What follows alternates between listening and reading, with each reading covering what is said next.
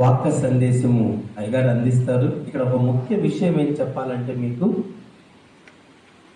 చాలామంది టీచర్ల గురించి చెప్తుంటారు జనరల్గా. ఏమనంటే, ఇంట్లో బిడ్డ జ్వరంతో ఉన్నా కూడా స్కూల్కి సెలవు పెట్టకుండా తన సొంత బిడ్డని వదిలి క్లాసులో ఉన్న 40 మంది బిడ్డలకు పాఠం చెప్పడానికి ఇస్తాడు. ఎవరు?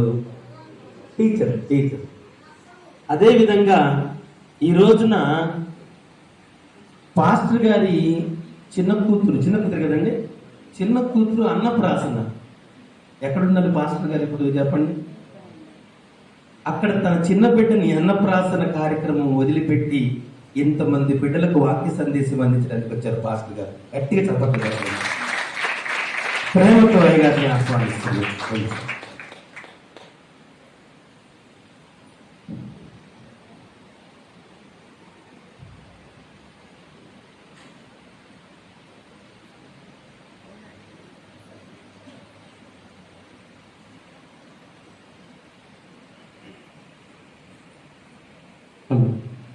ప్రార్థన చేసుకుందాం.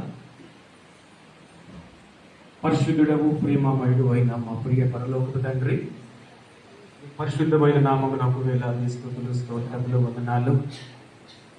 ఎపిఫానియా ఈ నూతన దేవాలయం మాకు చేరి మే మాసంలో దేవ ఈ దినాన మాకంటూ ఒక సమయం ఇచ్చిన దేవానికి స్తోత్రాలు.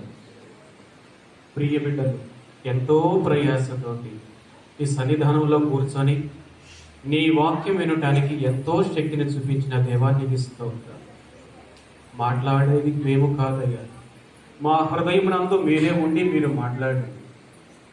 మేము శరీరముతో అతిశయపడువారము,